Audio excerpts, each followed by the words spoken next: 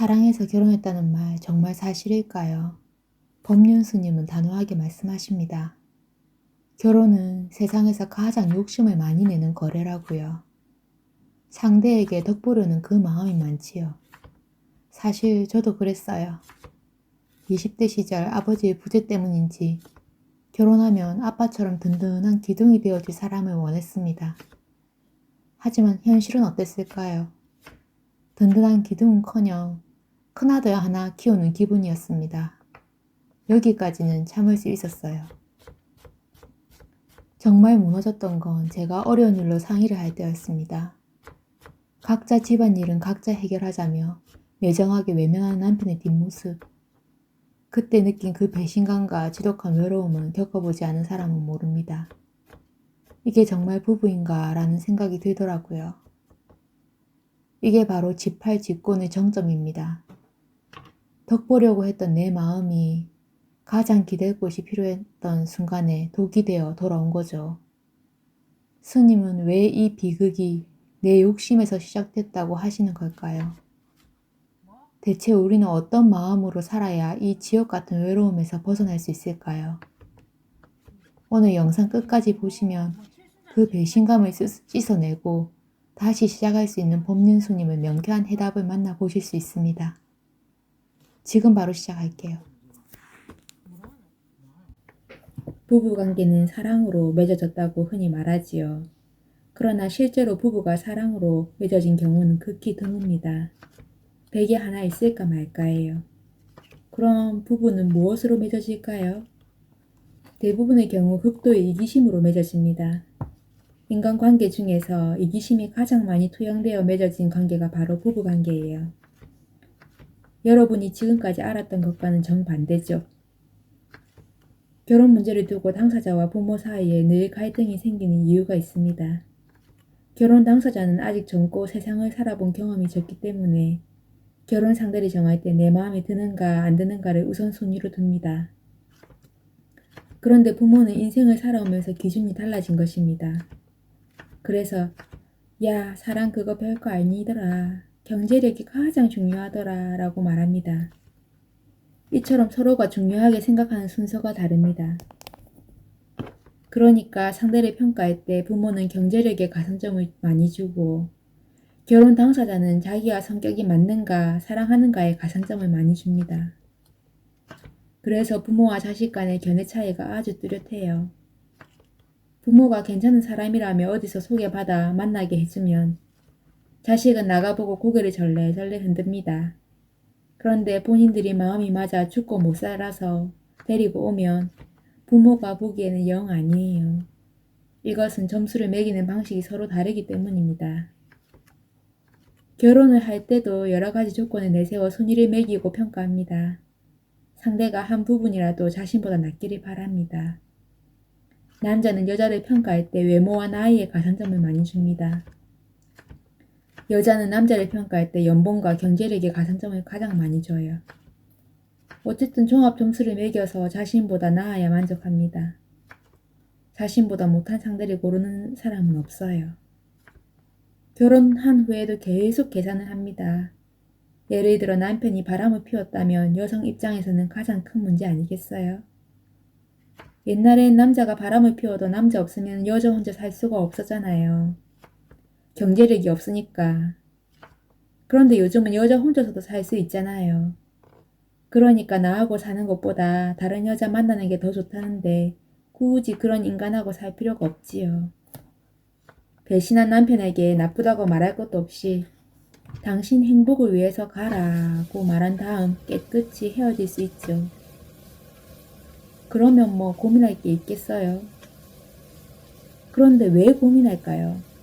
지금 남편과 사는 조건이 괜찮으니까 고민하는 겁니다. 또 계산을 해요. 애들 문제가 있으니까요. 애 하나 데리고 혼자 살아도 지금 신통치 않은데 애 둘이나 데리고 어떻게 혼자 사나 또 계산을 하지요. 그냥 낳아놓고 가려니까 살아온 정 때문에 그럴 수도 없어서 망설입니다.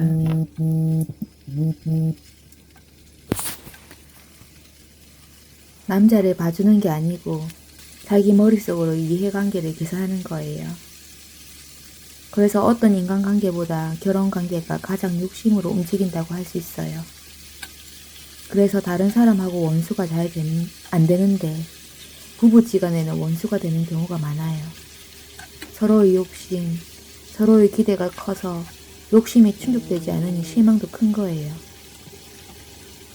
결혼해서 살아보면 기대와 달리 얻는 것보다 잃는 게 많다고 느껴집니다. 그래서 이렇게 손해보고 어떻게 살아 하는 생각을 하게 됩니다. 예를 들면 상대가 경제적으로 능력이 없다, 성격이 나쁘다, 바람을 피웠다 등 여러 가지 이유입니다. 이것들을 가지고 손이 계산을 합니다. 왜냐하면 결혼할 때도 한 가지만 보고 결혼한 게 아니라 종합적으로 계산해서 선택했잖아요. 저 사람은 키가 좀 작지만 돈이 있다든지, 돈은 없지만 인물이 괜찮다든지, 이렇게 종합 점수를 가지고 선택을 했단 말이에요. 그러니까 이혼할 때도 한 가지만 갖고 결정하지 못하잖아요. 종합적으로 판단하다 보니 이것은 괜찮고 저것은 문제고 계산이 복잡한 거예요. 그래서 빨리 결정을 내릴 수가 없어요.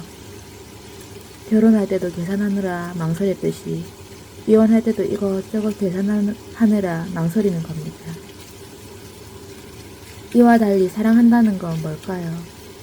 어릴 때부터 한 동네에 살며 오빠 동생 하면서 정이 들고 또 살다 보니 애 낳고 정이 들었다면 다른 게 눈에 안 들어옵니다.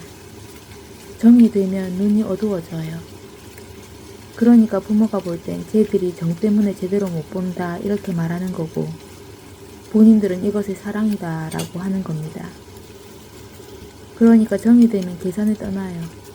눈을 가리거든요. 그래서 이해관계를 따지는 게 좀 약해지는 겁니다. 하지만 대부분의 부부관계는 욕심과 계산으로 만나서 살기 때문에 갈등은 필연적이에요. 이때는 부부관계란 그렇다는 것을 서로 알아야 합니다. 만약 남편이 뭔가 약간 속인 게 있다고 생각될 때, 예를 들면 학벌도 약간 속인 것 같고 재산도 약간 속인 게 있을 것 같을 때 저게 나를 속였구나 라고 생각하면 안 돼요. 아, 속여줘서 이렇게 우리가 만나게 됐구나 라고 생각해야 합니다. 속이지 않았으면 만날 수가 없었어요. 그러니 고맙게 생각하게 되지요. 부부가 살면서 죽을 때까지 말 못하는 게 있습니다. 아무리 가까워도 말 못하는 게 있어요. 약간 속이면서 접근한 게 있기 때문이에요. 살면서 어쩔 수 없이 드러내야 하는 게 있어요. 작은 키 같은 것은 끝까지 속일 수가 없잖아요. 그러나 그 외에 드러나지 않을 수 있는 것들은 끝까지 움켜쥐고 갑니다. 그렇게 한 10년, 15년 살다가 상대가 그걸 알게 되면 어때요? 난리가 나지요. 15년 동안 나를 속였다라고 원망하면서 펄쩍 뜁니다. 그러나 반대로 생각하면 상대가 그걸 움켜줬기 때문에 15년이나 살 수 있었던 거예요. 그래서 숨긴 것 자체를 나쁘다고 생각하면 안 된다는 거예요. 그 사람만 그런 게 아니라 나도 그렇잖아요. 이기적으로 접근하는 인간관계에서 그렇게 하지 않고는 부부가 되기 어렵습니다. 그렇게 시시콜콜 따지러 들면 혼자 살아야 해요. 그러나 현실을 인정하고 받아들이면 상대에게 무조건 희생과 헌신을 강요하거나 사랑을 요구하지 않게 됩니다. 내가 이기심을 갖고 있듯이 상대도 그렇다는 걸 알게 되면 상대에게 무리하게 요구하면서 그 뜻을 따라주지 않는다고 해서 실망하지 않게 돼요.